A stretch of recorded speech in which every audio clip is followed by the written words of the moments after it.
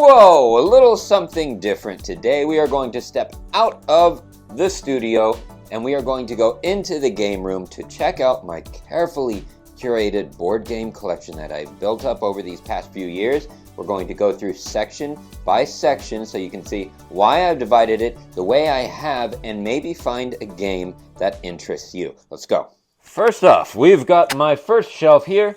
Play It Again, Sam. This is a combination of pulp theme and detective games. So what we have here, we have Detective, City of Angels. This is a solo or one versus many detective game. Then you've got Pulp Detective, which is here really more for the pulp theme than the detective. You're not really solving a mystery as much as laying cards out in a tableau to tell a story. But this is solo only. I have the base game as well as all the expansions in the puzzle mat. Same with Detective City of Angels. I have all the expansions combined in boxes. So I recycle boxes. Sometimes I regret that, but they're all in there. And then we've got Echoes, the Dancer. I have not played this one yet. This is an audio mystery, a single play game for 1, 2, however many. It's usually 5 or 6 players. Then we've got Sherlock Holmes Consulting Detective, 1 to 6 players.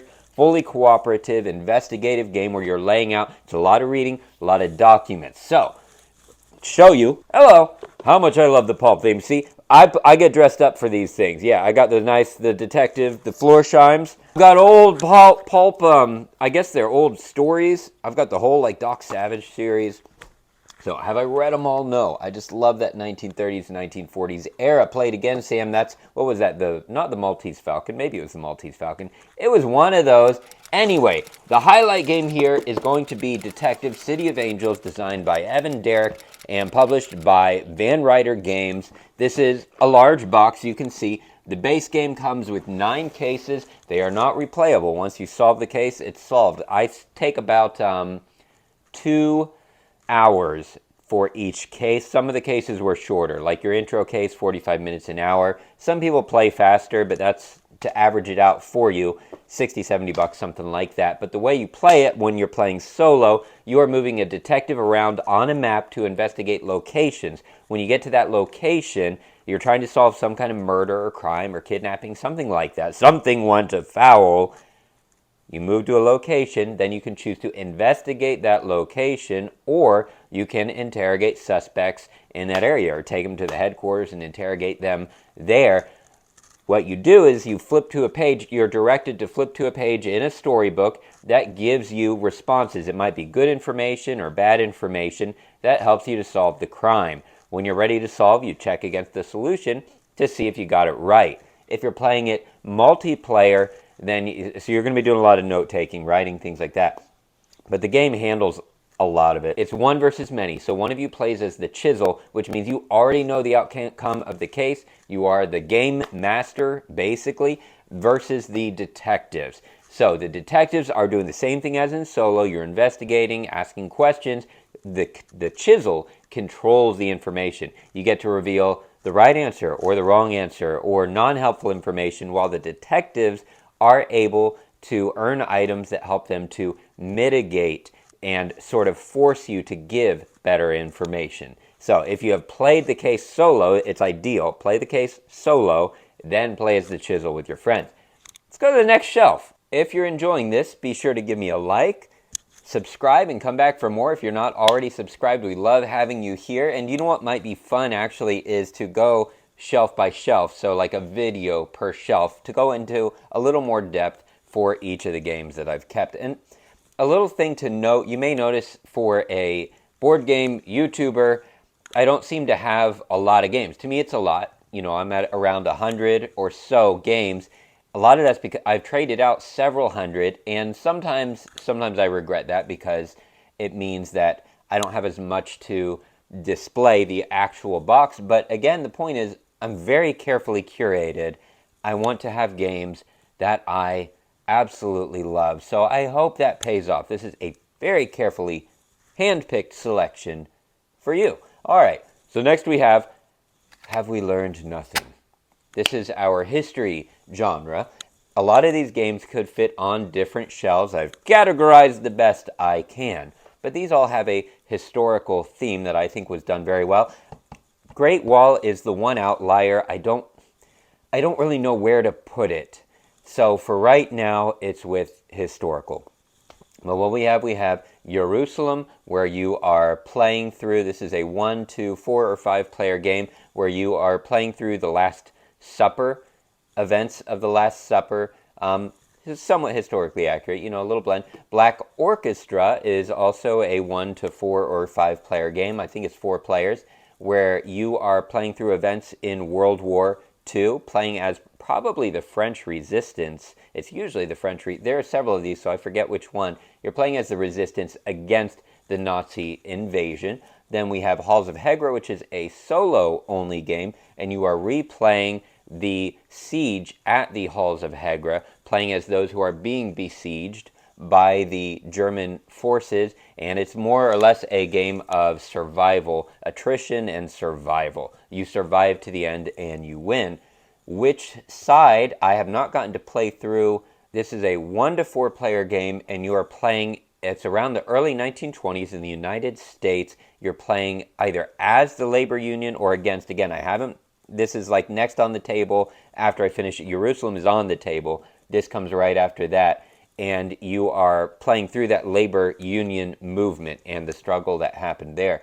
So then we got Maquis, and you are playing as the French resistance, trying to infiltrate or get information from one place to another, missions completed from one place to another against the Nazi invasion. So we see a big World War II for this historical section, but that's a solo-only game. And then Bonnie and Clyde is a solo-only game, and you play through the last ride of Bonnie and Clyde and try to give them a better ending than they actually got in real life. And then, of course, the Great Wall is a 1, 2, I believe 4. I forget the ones that go between 4 and 5 players, so just forgive me there. Again, I play primarily solo, but I played this multiplayer and solo.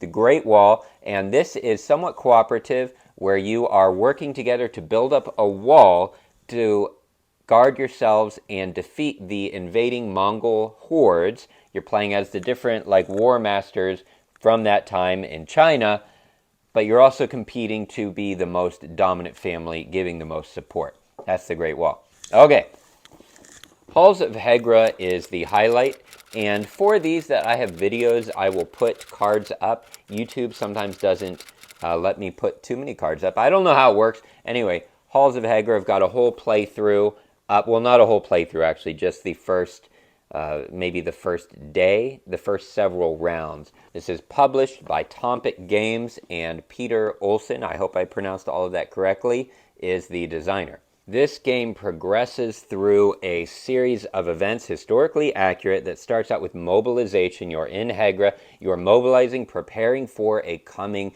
invasion. So on each round, to shorten it up, basically you have a certain amount of workers, different types of workers that can take different actions. So you place those workers and choose the actions you want to start building up and preparing for this siege. That can be preparing weaponry, that can be preparing different resources that you're going to need in order to survive. There's also, there's a hospital for those workers and soldiers that get injured. They go in the hospital and you have to heal them, so you need medics. All kinds of stuff going on there. So you're building up your defenses while also sending workers out to collect supplies and not get caught. So you start in mobilization, then comes the first attack. And you have to be able to survive that first attack. Again, each round, you place your workers, take the actions, and then the game responds with an attack that you need to survive. Then you go to the next phase, and the next phase is going to be the siege, which is going to be several rounds. You have to survive this siege. It's very important that you prepare during mobilization. Finally, you win the game if you survive the final attack, which is quite brutal. It's the remnants of the Germanic forces coming. Every game, unless you're amazing, is going to end in surrender. The goal is honorable surrender, just like in history. For our next shelf, draw me like one of your French girls. Why? Because these are beautiful games. They have beautiful art. Actually, one of them is not beautiful, Obsession. Some of the art's beautiful. It's not the prettiest game in the world, but the theme matched the beautiful idea. It's very romantic. It's a romantic shelf. So what do we have here? We've got a nice, beautiful, small, calming game called A Gentle Rain, where you're placing tiles in order to get them to make the right patterns and score points. We've got mouse, cheese, cat, cucumber, some truly beautiful artwork. This is where you're laying out tiles basically to solve a puzzle or a maze. Then we have right here possibly the most beautiful art on this shelf, Finding Anastasia. This is mainly a party game, 1 to 15 players, but it actually has a full-on solo mode. Like, it has a full-on AI deck and everything, so super cool. Finding Anastasia, but it is a game of deduction where you're at a grand ball party and you are trying to find Anastasia, or you're Anastasia and trying not to be found. Every character that you play as has a different goal that you're trying to reach. Then we have Lacrimosa. Lacrimosa, you are Mozart's surviving wife after Mozart has died, and she is trying to gather other famous musicians of the time to help chronicle the deeds of Mozart and also compose that final unfinished Lacrimosa. I hope I remembered that correctly. Then we have Black Sonata. I can't pull each one of these out. We've got Black Sonata, which is a Shakespearean game. This is solo only. I'm sorry, De Vere is like 1 to 4 players. Lacrimosa. Black Sonata is solo only from the same publishers as Maquis. Most of the time, it's won some awards. I'm really bad at remembering what games won awards. But anyway, Black Sonata is actually a hidden movement solo game. You're not going to find another one of those. Not many anyway. Like Mind MGMT did it. But this is solo only, hidden movement. And you are trying to find the Dark Lady that Shakespeare wrote about. Truly cool. The Scarlet Pimpernel is actually not a solo game. It's 2 to 6 players, but there is a fan-made solo mode that I have played. It's probably on Board Game Geek there. So we've got the Scarlet Pimpernel, beautiful art. It's mainly pick up and deliver. It's not a top game, beautiful. Rococo is absolutely one of my favorite games, like the mid-weight game. And when I've played this with others, this is probably the favorite. So absolutely beautiful. You are in the 16th century or somewhere about there. Maybe it's the 15th century. And King Louis, the something, 14th, 15th, 16th, or 200th, King Louis is hosting a ball, and you are creating clothing in order to rent out. You're a fashion designer. In order to rent out those clothes and have the most clothing displayed, be the dominant fashion worker at this event that the king is holding. And you also get to like rent out musicians and things like that. And then Obsession is super cool. It's like Downton Abbey style as a game, Pride and Prejudice as a game, where this is also 1 to 5 players with all the expansions, 1 to 6 players. And then of course we've got Rococo is 1 to 5 players as well. But anyway, Obsession, you are playing as a family trying to build your deck of cards to have the most prestigious family while also building out your estate. My main negative against this is it doesn't feel like the art design is super cohesive. I think just with like an aesthetic rework, it could be so beautiful. But the gameplay is wonderful. It's in the Board Game Geek Top 100, and it deserves to be there. But it has definitely fallen in place compared to some of the other games for me. All right, the standout, believe it or not, I'm going to pick is Lacrimosa, partly because of accessibility and also recency. I've played it more recently. It should be Rococo, but Rococo is deluxe. It's quite expensive. You're going well over 100. You can get this game. I'm thinking it's like $50 to $70, of course, depending where you get it. But anyway, De Vere Games, designed by Gerard Asensi and Ferran Renalias. When you're playing Lacrimosa solo, you play against a soloist that mimics an AI player and collects points. Player with the most points wins the game. How you play it is it 6 rounds or 7 rounds? Again, this and Rococo, I get it mixed up. One of those two. But the nice thing is, on your turn, all you have to do is you have a hand of cards, and you have to place down 2 of those cards. One is planning for the future. At the end of the round, you're going to collect resources. So you lay down the card, and then for the next card that you lay down, it's the action that you want to take for that turn. And there are 5 different actions. One of them lets you contribute to a requiem to collect resources and points at the end of the game. The other allows you to travel on a map on the board in order to collect some kind of a benefit. You have to pay a cost to travel. The other lets you document memories, which lets you collect a card from a market to put into your hand to do hand management. So you have a limit of 9 cards, so you have to get rid of a card to replace it with something better. Put that box down. You can also take an action to commission an opus, which lets you create a tableau. Then you can also pick an action to perform or sell an opus. So then you get to activate all the actions on your tableau. Then comes the maintenance phase. You collect the rewards that you planned out for. You play to the end of the game. Person with the most points wins. All the way down to the bottom. Hey, let's lounge. Alright, so we've got the Nature Calls shelf here, which is essentially the Wyrmspan series plus a little. So we've of course got the base game Wyrmspan, which is a largely, if you're playing multiplayer solitaire with some minimal interaction where you're building out a tableau to build out a bird habitat. And each of the bird cards that you lay out in your habitat gives you special abilities that builds up an engine which creates chain reactions.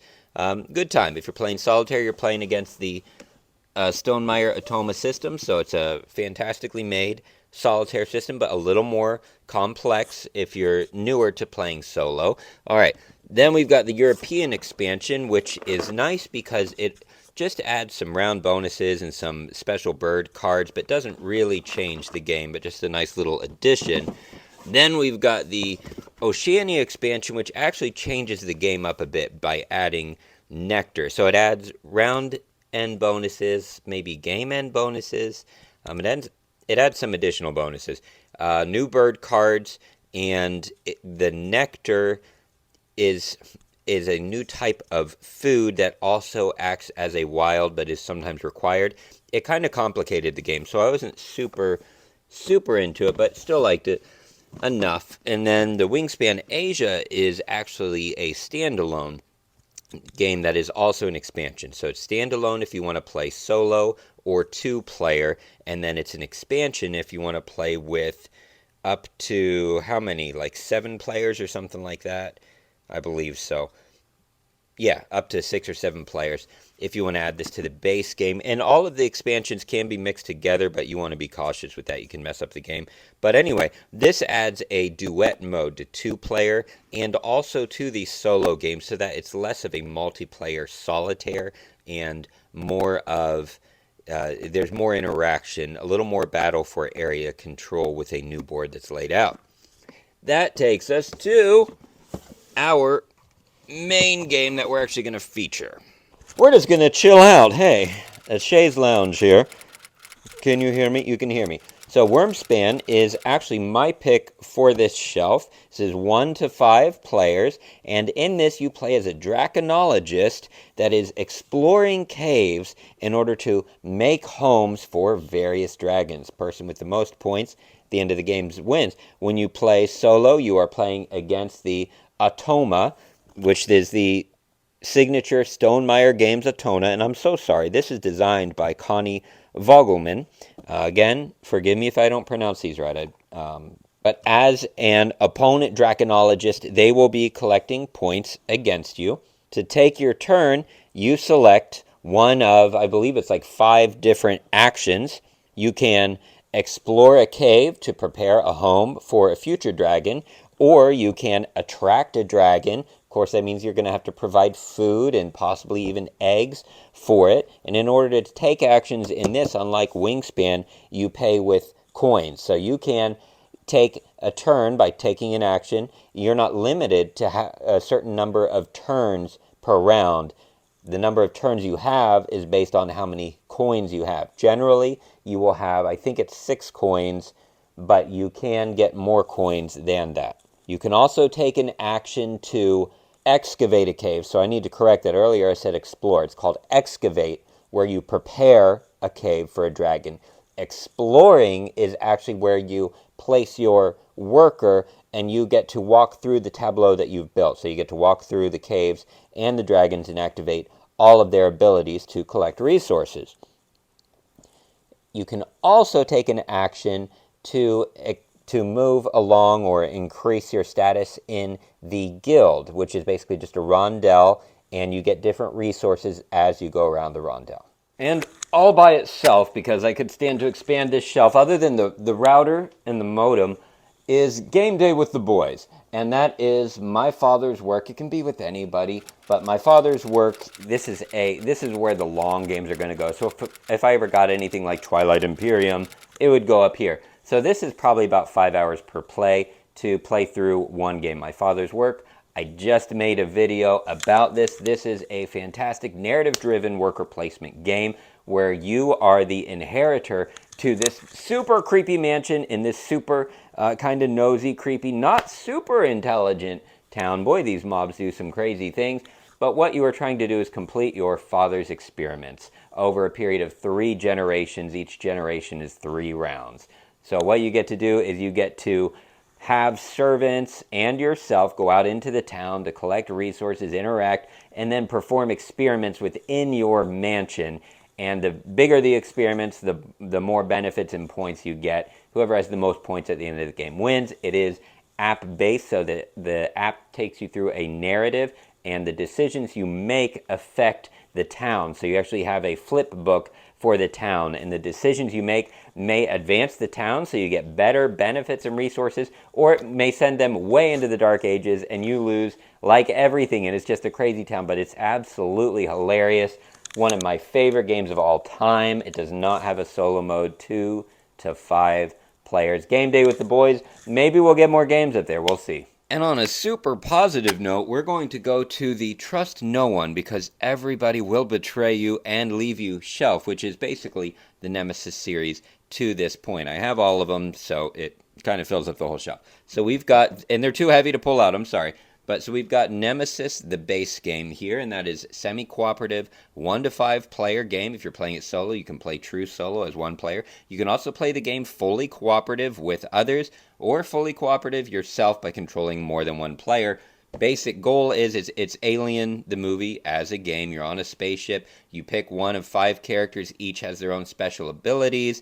You have a total of 10 cards that you use to play actions. They're the same 10 cards throughout the whole game, but you're able to collect items, things like that, to help you fight aliens that appear, though the real goal is to avoid them, because it's very difficult to beat them, but you can. But what you have if you're playing multiplayer is you have a secret objective that you need to complete. It may be similar to others, so you're working cooperatively maybe to be able to reach Earth or something like that, or your objective might be to blow up the ship, which may be at odds to another person's, but they're all secret, so you don't know, are you working together or are you working against each other? It adds some tension.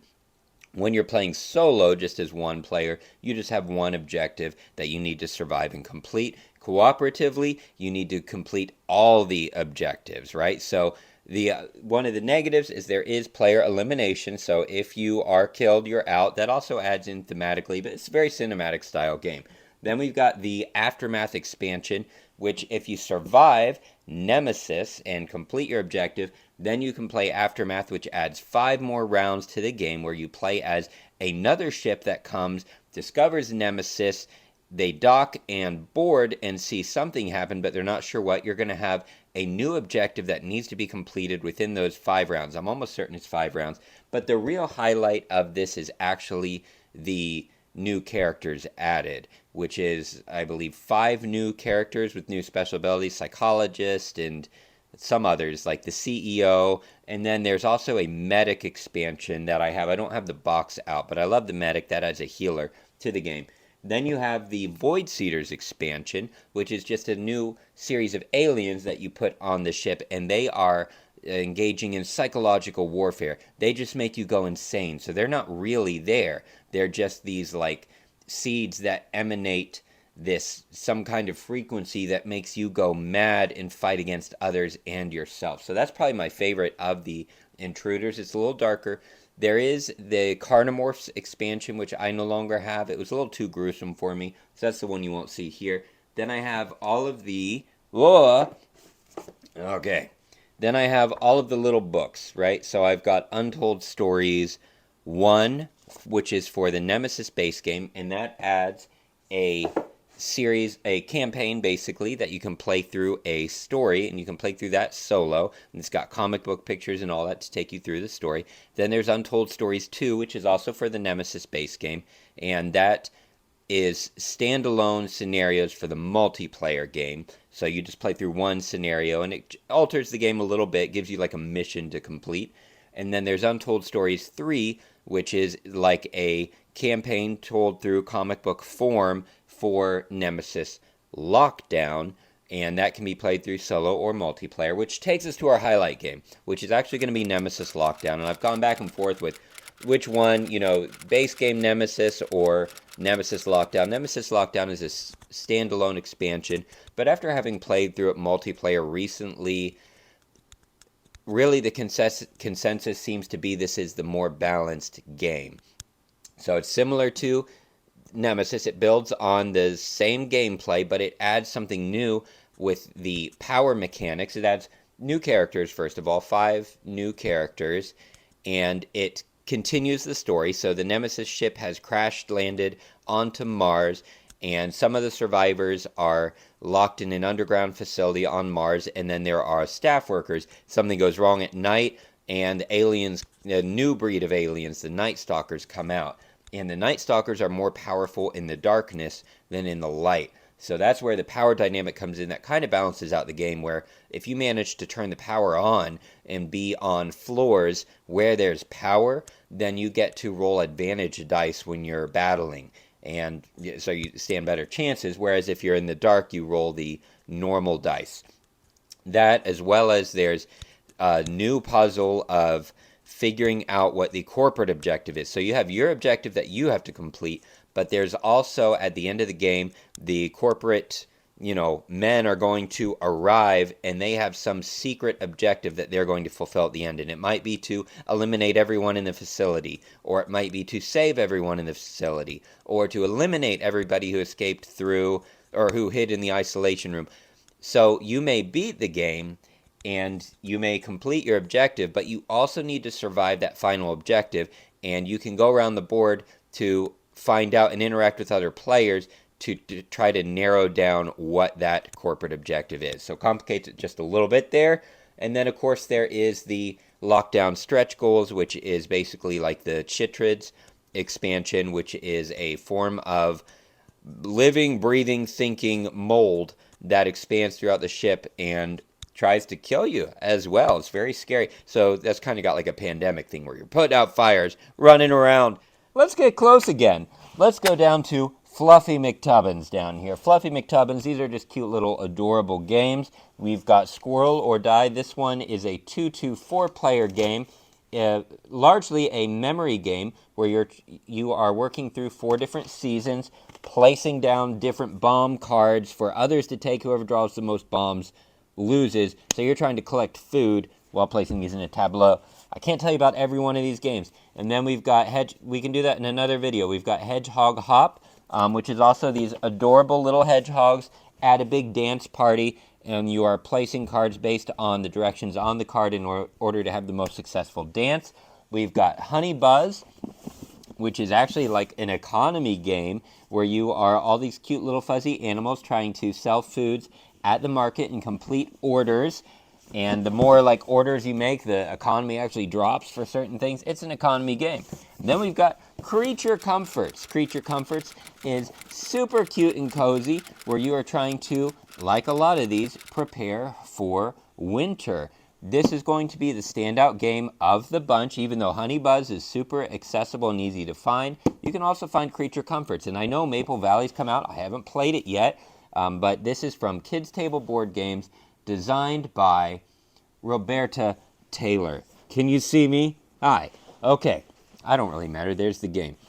Simplified explanation of gameplay. On your turn, you have a number of workers, little critters, and you also have a number of dice. You roll all of those dice after you have placed your workers. So you place your workers on the actions you want to take, like collect stones or collect wood or collect a recipe, You can collect comforts for your home. It could be stockings or soup or something like that. You can also get up to 4 upgrades that upgrade your home. So it could be like an umbrella or a wheelbarrow or something like that. But you place your worker. Then you roll the dice. Each of the locations where you placed a worker has a certain dice cost. So it might cost a dice with the value of 1 or 2 dice with the value of 2. You then place your dice on your workers in order to pay the cost, collect what you need, create any upgrades, go to the next round. Whoever has the best abode at the end of the game wins. And now, many of these could go into different categories, but I have labeled this as all by myself. So these are fantastic solo-only games, though some of these, like Batman, does have a 2-player option. But what we have Final Girl. I've got the Season 2 collection, and those are mostly like creature features. So Final Girl is a solo game where you play as the final girl on a location fighting against some super scary thing like an alien or something like that. So the whole Season 2 series. I've got Hostage Negotiator, which is actually the base of Final Girl. Final Girl is based on the Hostage Negotiator system. And Hostage Negotiator, you are playing as the negotiator, trying to play cards to negotiate with some kind of a criminal in order to save hostages. Then we've got Batman The Dark Knight Returns, where you are playing through the comic, that very famous comic, Batman The Dark Knight Returns. You play as Batman and some of his allies through 3 scenarios in order to defeat the baddies. Then we've got Paperback Adventures, which is similar to Final Girl, where it's a cartridge-based game. You buy the core box, and then you buy the heroes or the heroines that you want. In this case, I've got the damsel box and the core box. And what it is a game where you are spelling words. You're collecting cards. It's a deck builder. And you are spelling words out of your hand in order to attack or defend. Each letter has an attack and defense value as you play against a storybook villain. Super cool game. Then we've got the solo game of the month games. We've got Hunted, Kobayashi Tower, which lets you play through Die Hard through a deck of cards as you climb through the tower to beat the baddies at the end. Then we've got Dyson Crusoe, which is like Robinson Crusoe light. It's Robinson Crusoe in a little tableau game. It's a survival game where you are doing action selection, and I think there was worker placement. I know there was action selection. Absolutely loved it. Then we've got Solus Lost, which I have not gotten to play yet. This is a sci-fi space game that is solo. Can't tell you about it yet. Got a little postcard game called The Last Glow. I've got Cyber Doom Tower, which I absolutely love. This is a very 8-bit style game where you are playing as this little dude climbing up this cyber tower in order to defeat the deadly AI at the top. And then we've got Finished, which is like, what is it, Kathy? That comic Kathy, but as the game, you are an office worker. It's basically solitaire, and you have to get through the work day by getting the cards in order from 1 to 48, I believe, within 8 rounds, and you can consume candy and coffee in order to take additional actions to get all those cards placed in the right order. Standout game for me in this bunch is Batman The Dark Knight Returns. I love this game. It makes me happy when I see it. I always want to put it on the table. The way it plays out, you play as Batman, and you start out by choosing 3 cards that are going to activate during the round. After you lay out those 3 cards, then you play an event card and just lay out whatever bad thing's going to happen or good thing. Then you get to move Batman to a location on the map. It's a Gotham City map. You move him to the location. You're going to resolve it later. Don't worry. Then you get to activate one of your allies. You get allies like Commissioner Gordon and Robin, stuff like that. Or you can just use one of their special abilities. After that, then you resolve whatever location Batman is at. So it might be a battle, and you're going to battle against, say, the mutants or something like that. You are able to upgrade your battle abilities. You battle by rolling dice. You're able to get more valuable dice to get rid of the less valuable dice. You have attack and defense values. If it's not a battle space, then you activate whatever action is going to happen there. You're able to modify the board by creating shortcuts because you're Batman and you can fly around. You're able to gain vehicles like the Batmobile. You're able to add cool things to your utility belt. Then after you've done all your stuff, you add more adversaries to the board, and if they get to be too many, then riots start breaking out and the board gets flooded, which can advance the doomsday clock, which you don't want to get to the very end. If you're able to survive long enough to beat the villain, the main villain, at the end, and he's going to have his own attack and defense values, then you complete that book. There are 3 books that I can remember, though there is an envelope that says when you finish book 4. I haven't gotten that far yet. There is a special 2-player mode. I have not played it. I believe it's a versus mode. Next up, you'll see mostly empty. This is the Jim Bro shelf. That's right. Why? Because these are heavyweights. You get it? Yep. I've actually had a few heavy Euro games. These on Mars is the only one that I've kept. I had, I had Kanban EV, but I passed that on. I didn't enjoy it. I had Escape Plan. I did not enjoy it enough. I do love a heavy Euro, but it's got to be the right one. So there are other games. I don't know if it would be considered heavy.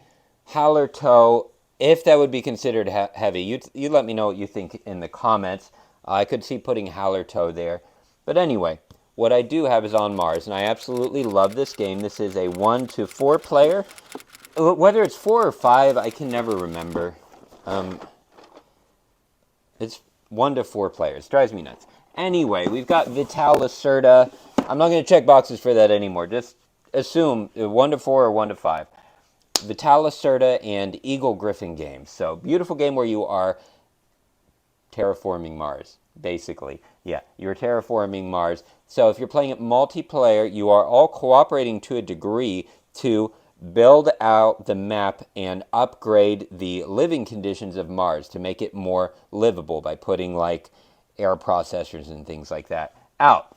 But you are competing to be the corporation that contributes the most. Like all Vital Lacerda games, you're able to take an action and or an executive action. That executive action is usually optional. For your action, you're simply placing your worker in one location in order to carry out that action. But of course, as the game advances, this starts a chain reaction. An interesting thing about this game is that there are 2 sides of the board. So when you are on Mars, you're able to select actions from the surface on the right side of the board. However, you are able at the end of the round to switch locations and travel to the space station. If you're in the space station, then there's another series of actions that you're able to select. So you have to choose your location carefully, going back and forth between the surface and the space station. When you're playing against the solo opponent also travels back and forth, and sometimes that's a little bit of a negative in that it's not super intelligent and might randomly move, even though that's not best for the AI player. To fix the solo mode, this expansion, the Alien Invasion, was made, which introduces a cooperative scenario, a semi-cooperative scenario, and a full-on solo scenario. I have only played the solo scenario, and it involves aliens now invading Mars as you're building it up. I've played this by itself, solo, more. The solo mode with the alien is actually much, much simpler. So if you're able to dish out $125 for this and another $60 for this, then that's great. Again, that's why I don't have a lot of these super heavy Euros, because am I willing to drop $125, $150 for the game? It's a lot. Next, super cool shelf here. This is Tell Me a Fable. So these are narrative-driven games. So I picked up Wonderbook because it is a cooperative narrative-driven game. So you can also play it solo, where it's got like a 3D pop-up, which looks fun, kind of like a choose-your-own adventure. I'll tell you about it when we do it. Same thing with Time Stories. I've got Time Stories, which doesn't come as a solo game, but I'm told you can play it solo. However, I do have Time Stories Experience, which does make some of the scenarios solo scenarios. I truly don't know anything about it, and I don't want to. I want to go in blind. What I do have for you, though, is the standout. Voila! Actually, it's Eila I've got Eila and Something Shiny, narrative-driven game, choose your own adventure, where you play as cute little Eila, and the way you play is on your turn, you flip over a card, and it's going to give you choices. You take one of those choices, which is going to help you to collect resources or go to a new location in order to help you complete your mission. Based on the choice is based on what other cards you're going to add to your deck, then you flip over the next card, and by flipping over those cards, it's like flipping the pages in a book. You advance through a story in order to complete a quest. There are, I believe, 5 scenarios plus the prologue. I get this so mixed up each time, whether it's 4 plus the prologue or 5 plus, I think it's 5 plus the prologue, in order to play through the whole story of the game. Next up, we have A Whole New World. A new fantastic point of view. Exploration games, kind of, sort of. Also just like 1 to 4/1 to 5 player games. You'll see why. So, I've got Expeditions, which is the sequel to Scythe. However, it is a completely new and different game with some shared mechanics, but it's largely action selection where you are completing a set of objectives just like Scythe. It's the same objective each time, collect so many of this or complete so much of that, explore so much of this. But what you are doing is you're playing as different teams that are exploring this mysterious northern place where some very strange things have been happening due to meteors falling and changing people's behaviors, almost like they're infected or something like that. But it is exploration based. There are tiles that are flipped face down, and as you explore, you're able to reveal what those tiles are, and each of those tiles has special benefits that you're able to take in order to complete your objectives first and have the most points. Great Western Trail, New Zealand, I haven't played yet, so I'm not going to pretend like I know much about it yet, but it's coming up soon. And then we've got The Fog, which I just didn't know where to put. It's not really exploration, but it's a 1 to 4 player game. Escape from Paradise, it looks like tons of fun, where you are playing as these, you are in charge of a group of people that need to escape the island on the boat because there's a fog that is expanding, and you need to get as many people out onto these boats so they can escape as possible. It's a competitive game. It's not really explorative, but it needs its own shelf. So there it is. Standout obviously is Expeditions, which I already gave you a run through of. Next shelf, Gaslighting at its finest. So we've got, these are all games, these are party games, all group games, no solo modes in any of these, but super fun as far as like Hidden Traitor. Just cooperate with me. Oh my goodness. So we've got One Night Superheroes, One Night Ultimate Superheroes. If you've ever heard of like One Night Ultimate Werewolf, I just liked, this is the theme that I prefer, and it is where each person has a secret role with their own secret ability, and you are on one of 2 teams. It's one versus many. You're either on the superheroes team or the supervillain team. If you're on the superheroes team, you win by finding out who the supervillain is, and you use your special character powers to ask each other questions to find out who that is. It is timed. You only have a series of minutes. It's going to be a 5 to 10 minute game, super fast. And then if you are the supervillains, you win by not getting found out, or by framing someone else and them arresting the wrong superhero thinking they're a villain. So, fun little game, super fast. And then we've got Spyfall and Spyfall 2. This is also the same thing where you're on good team or bad team. You're either the good spies or you're the bad spies. And the only difference between the 2 games is Spyfall 2 allows you to play with a larger player count. I believe this is 4 to 8 players, 3 to 8 players, and this takes it up to 12 players if you do Spyfall 2. So in Spyfall, there's only one spy. Spyfall 2, there might be more than one for a higher player count. But what it is you each are either the good team or the bad team. If you're on the good team, you have a location card, and you know what location you're at. So let's say it's a cruise ship. If you are the spy, you know you're the spy, but you don't know the location. So everyone else knows the location, but they don't know who the spy is. Each player gets to ask one question to another player in order to gather information to find out if they're the spy. How do you find out if they're the spy? if they don't know the location. So you might ask them something like, what's the temperature like where you're at?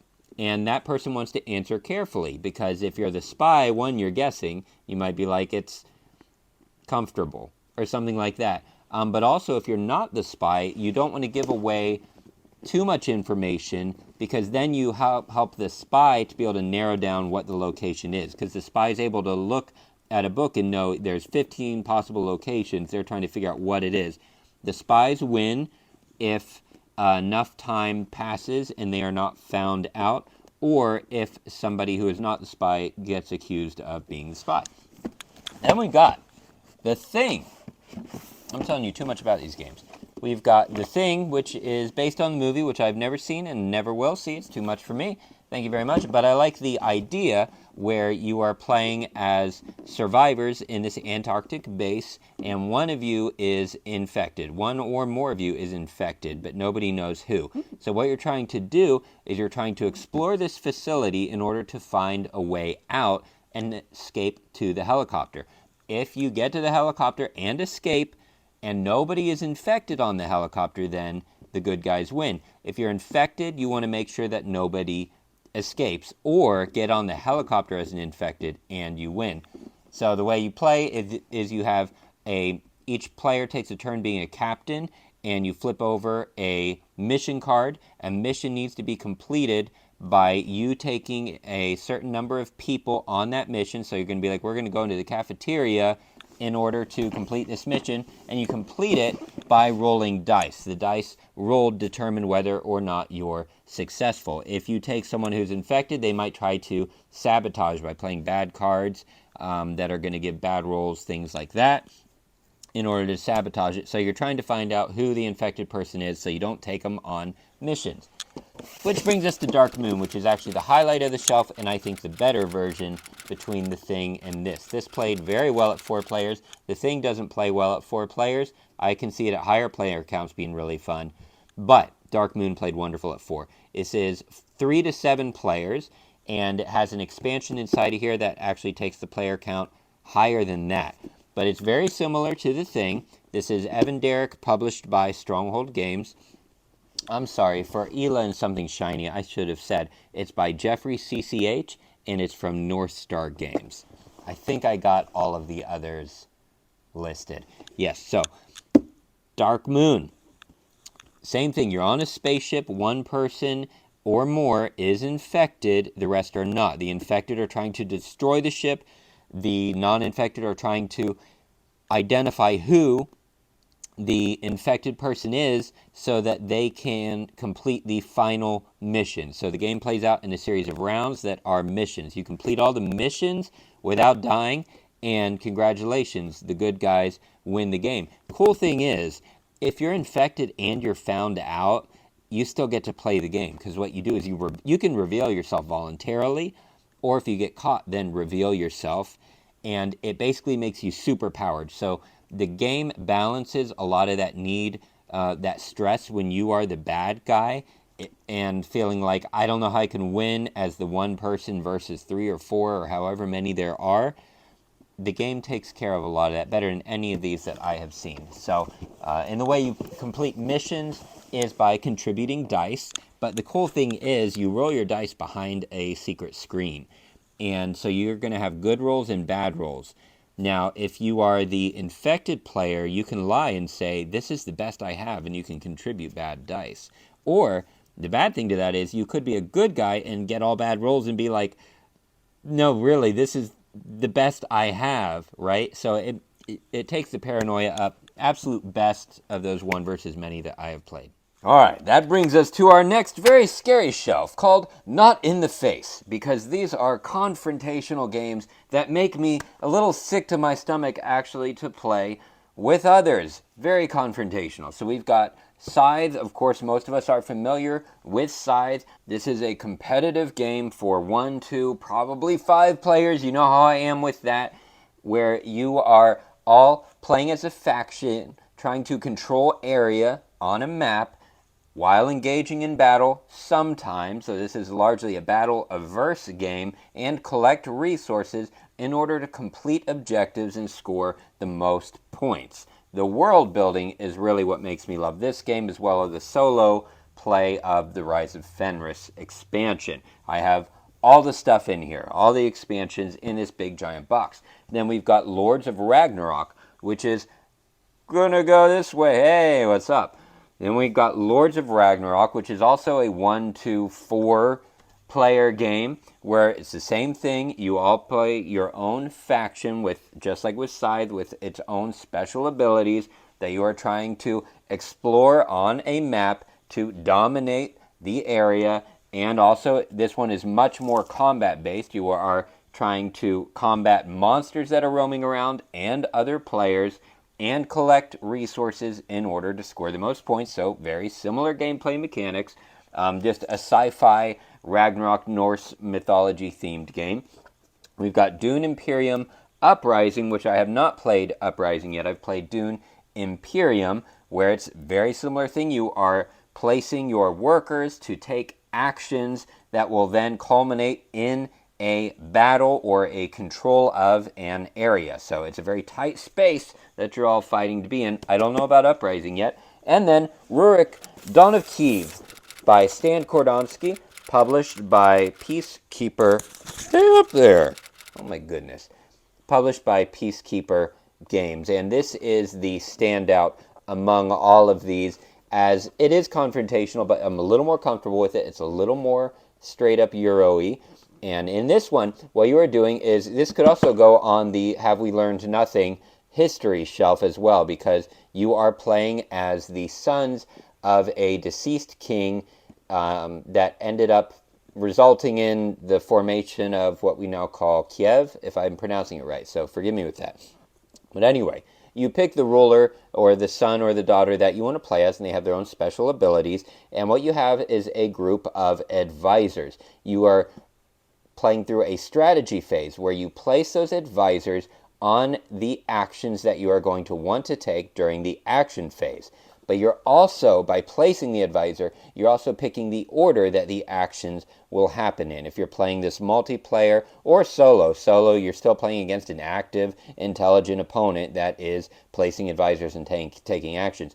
So once you do that, everybody has their strategy, then you resolve the action phase, and that could involve moving your soldiers or your main character around on a map, or engaging in battle, or collecting resources to help you later on. But you do them in the order of the advisor's value. And it sounds simple. It feels simple. It plays in 4 rounds, I believe. But oh my goodness, this will just melt your little brain.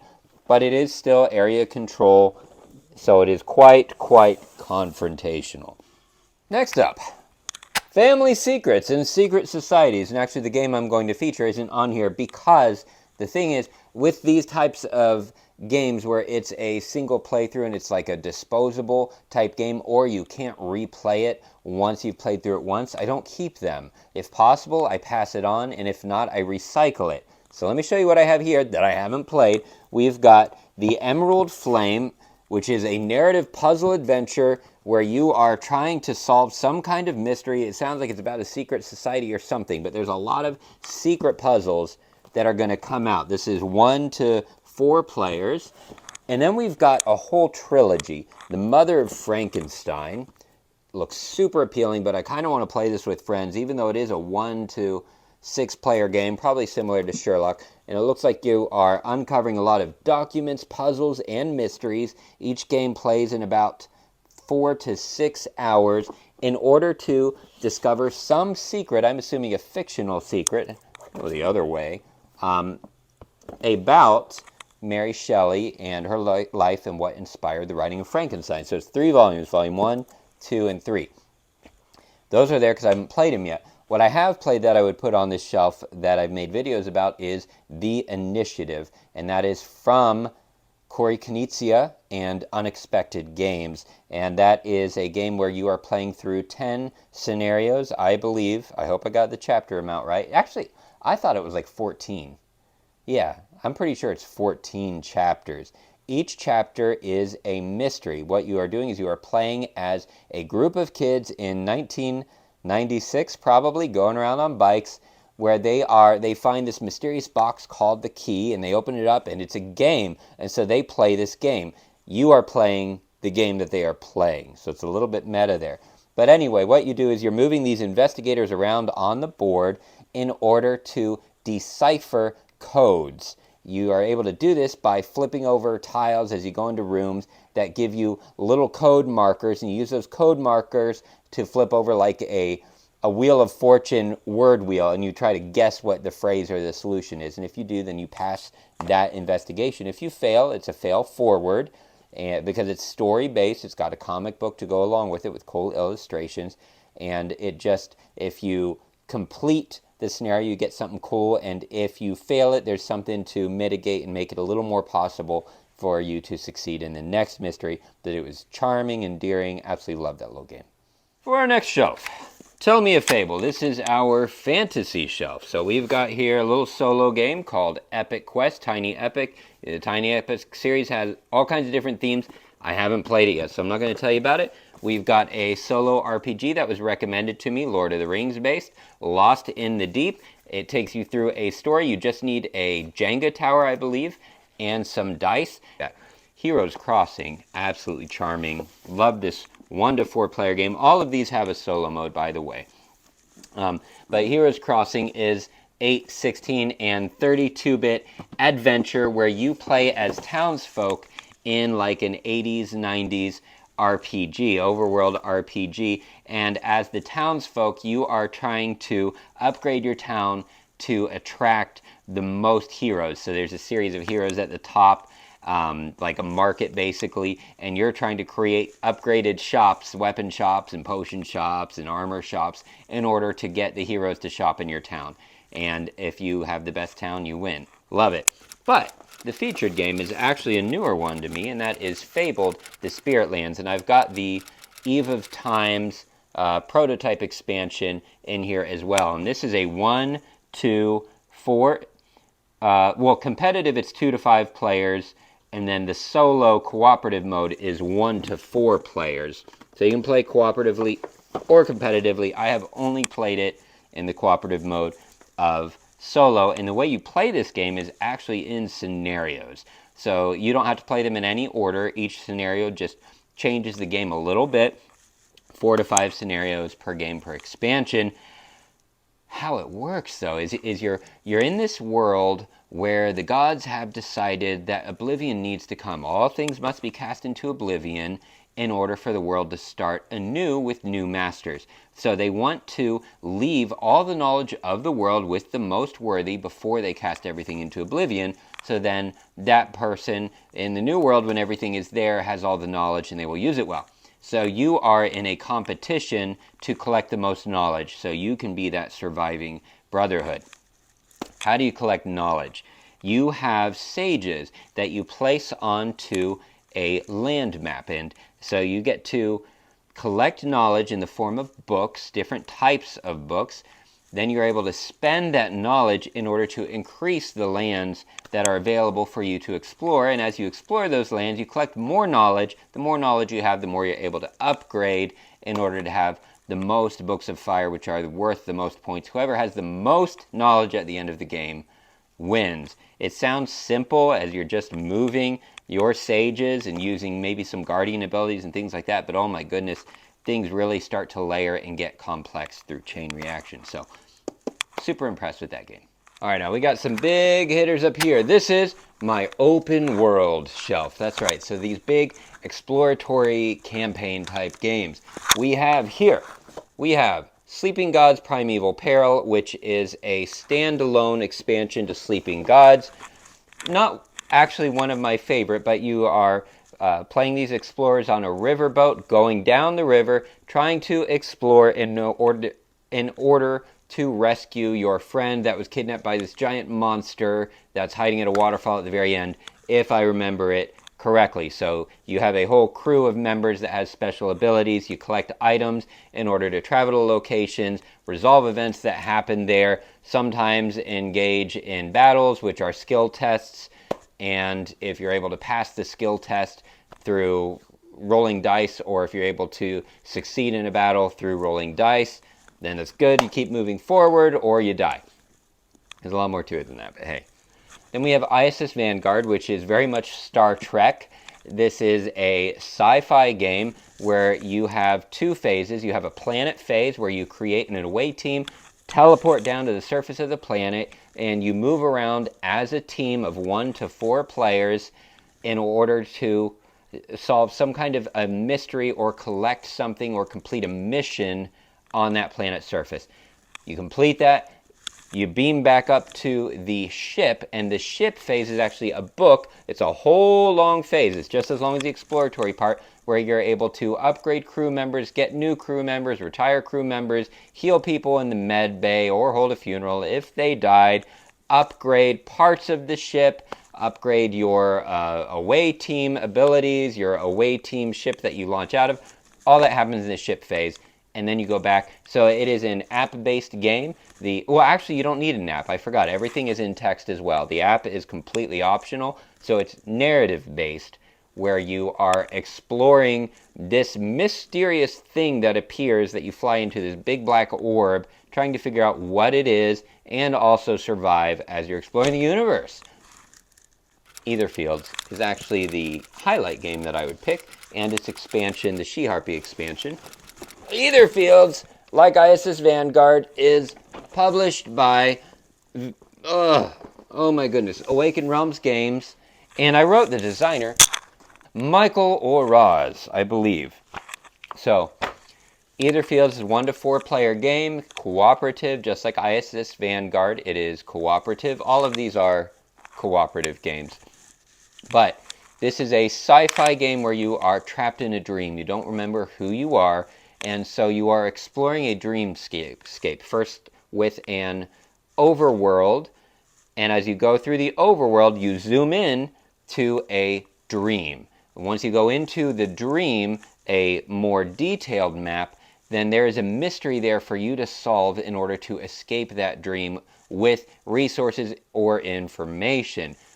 You solve the puzzle by playing cards. It's a deck builder, so you're able to collect cards and thin out your deck or blow up your deck depending how you want to play. And there are different ways that you can solve puzzles by fighting or by knowledge, but it's not a battle game. It's all about solving puzzles and mysteries and exploring. It is narrative based, so there is a narrative book. There is no app that I'm aware of that goes along with it. You complete that dream, you zoom back to the overworld, and you explore deeper and deeper, going through the story to collect these very special keys in order to get to the ending to find out, again, who are you and what is going on? Why are you trapped in this dream? I don't know about the expansions yet.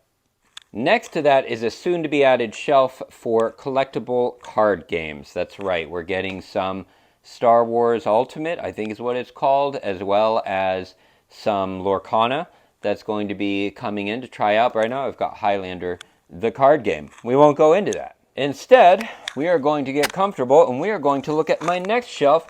I have exactly one brain cell. That's right, that's what it's called because that's how I feel. These are our party games. No solo options in here. We've got Tinder Blocks, which is reverse Jenga. Then we've got Love Story and its version, the Star Wars Jabba's Palace version. We've got Taco Cat Goat Cheese Pizza, which is where you slap a card down and you say taco. The next person slaps a card down and says cat, and then goat cheese. You do that and you have to say the right word in the right order. If the card you put down matches the word you say, then everybody has to slap their card down. Whoever's last takes all the cards. Person at the end of the game who has no cards is the winner. So pretty light, easy to learn. I have not played the game yet, but it does have a solo mode, so I lied. So I'll have to tell you more about this later. Jesslyn talked all about it in my last video, the 2024 Board Game Buyer's Guide, if you want to find out more about that. And wanting to play this with a group still, the grass is greener. This is 2 to 6 players. Haven't done it, so I'm not going to tell you about it yet. Exploding Kittens. Got Exploding Kittens here. That's always a fun one where it's a push your luck game where you are playing cards with actions to try to make your opponents draw an exploding kitten, in which case they are eliminated unless you're able to save yourself. So if you're the last person to survive, you win. Great. I'm going to tell you about Stay Cool. We've got Slapsy, which is somewhat similar to Taco Cat Goat Cheese Pizza, where you are slapping cards down. It's where you put down one card is flipped over for everybody, and it's a picture. So say it, or no, it's a word. It's a word. So it's going to say something like maybe sticky, right? I don't know. Let's say the word is sticky. You have cards in your hand with pictures. You have to slap down a picture that matches that word in some way, and the last person to slap down has to take all the cards. Person with least cards at the end of the game, or with no cards at the end of the game, wins. And then we've got Quelf and Fill in the Games. Quelf is a game where you are all playing together to make each other do embarrassing things. So you have either like dares or skills or some, acting, something stupid you have to do. Like for the next 5 rounds, you have to stand up, wave your arms like a willow tree, and sing "I'm a Little Teapot." And that's what you do. Or it might say something like, every time somebody uses the word bubbles, you have to jump up and yell abracadabra. Weird things like that, okay? And then, of course, if you don't do it, then you don't advance on the board. So you move, each time you complete a skill, you move forward on the board. First person to the end wins. But with the right group of people, it's fun. Fill in the Game is very similar, except that it is filled with blanks. The Quelf cards are all predetermined, whereas this one has a blank spot. So it'll say, like, the example would be, every time somebody says blank, they have to blank. So you're able to tailor a little based on your group. The standout game, I'm going to put as Stay Cool. This is 2 to 5 players. This is more fun than it seemed. It seemed like it would just be stressful. What it is you play as, when it is your turn, you are being interrogated. You have a verbal interrogator to your left, a spoken interrogator, a verbal interrogator to your left, a written interrogator to your right. The verbal interrogator asks you a question. What's the capital of France? You say Paris. Then they move down, ask you another question. Meanwhile, while they're asking that, the written interrogator, they don't speak over each other, they take turns. The written interrogator asks you a question that you have to answer in spelling. So they might ask, name a 4-lettered animal. You might be like goat, right?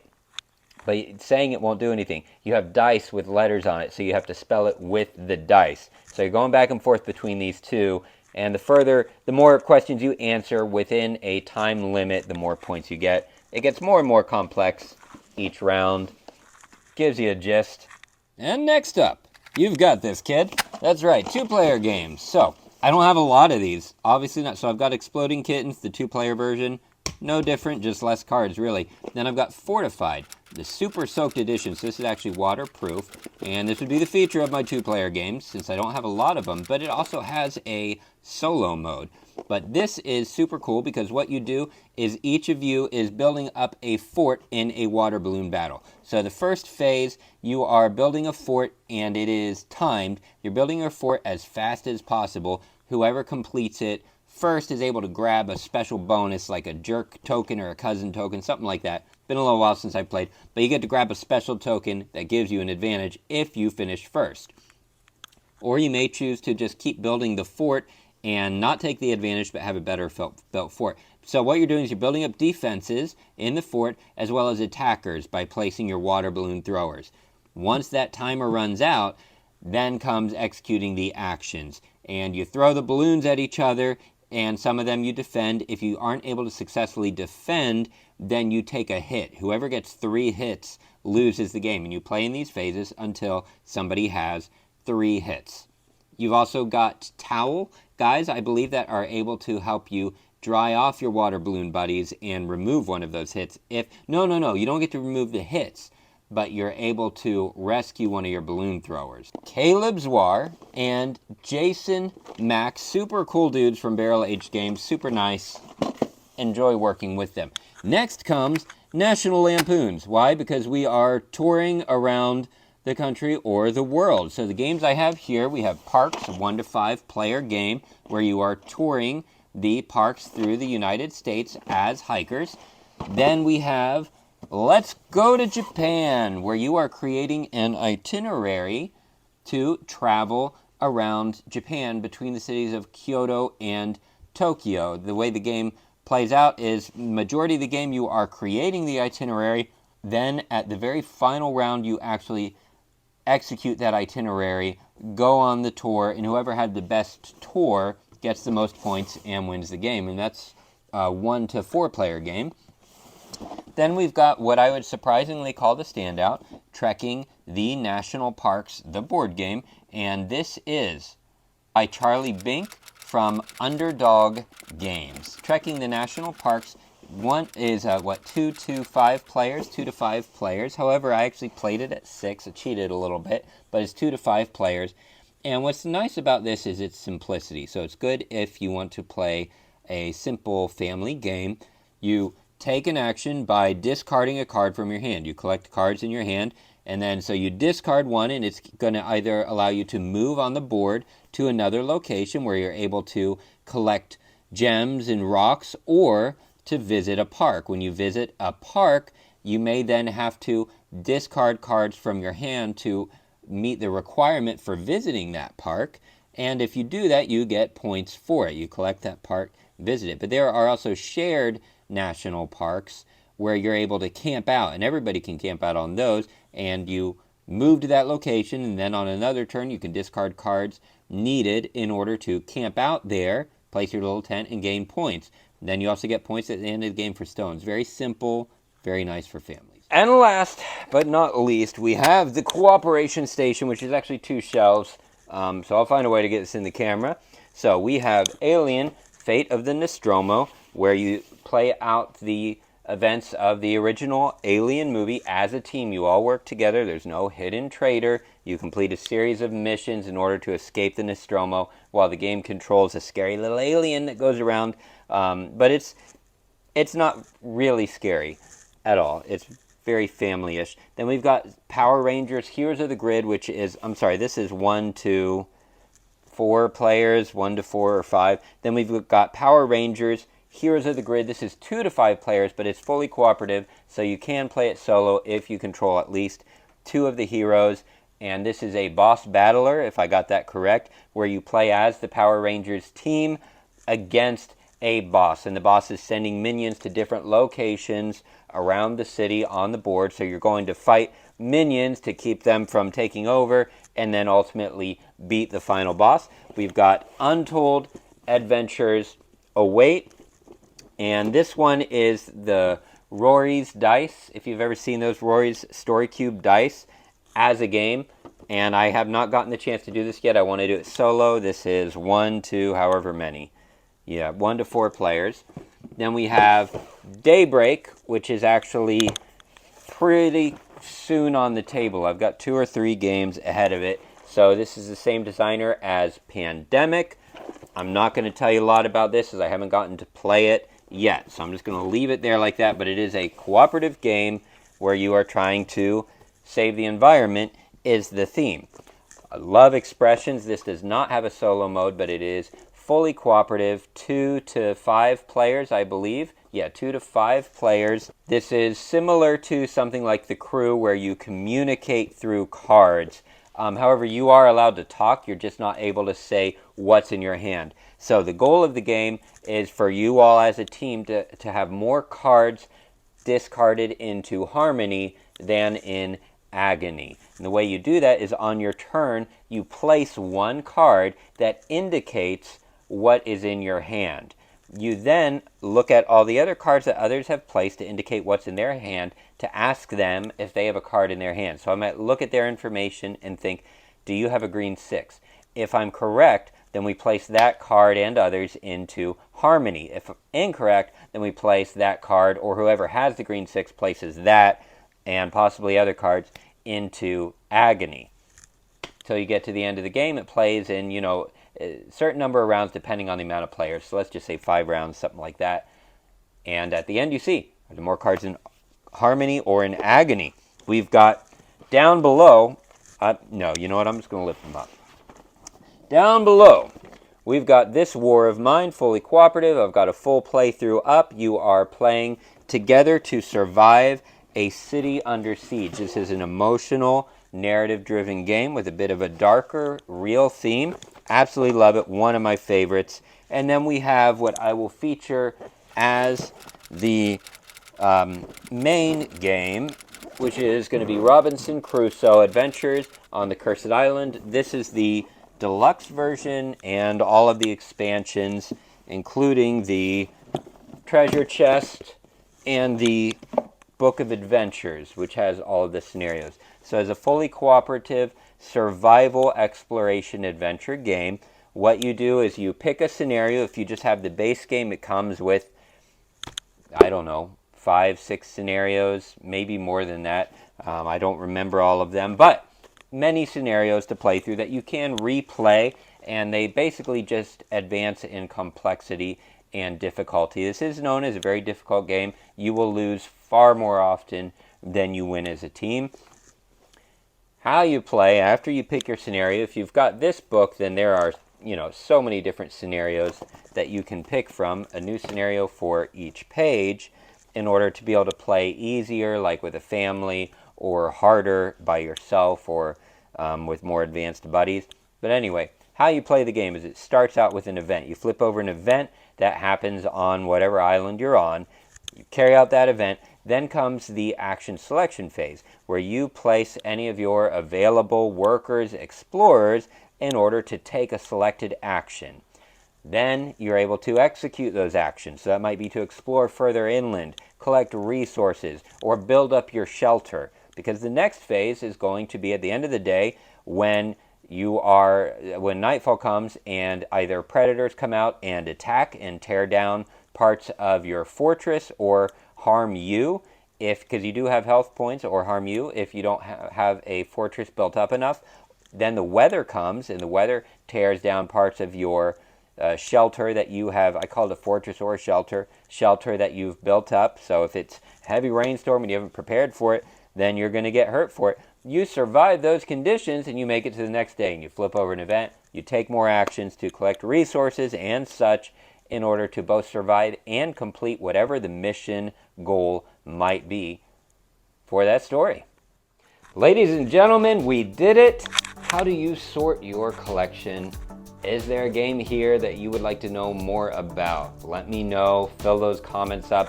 Y'all know more about these games than I do, and I appreciate the help every time. I love you all. I'll see you next time.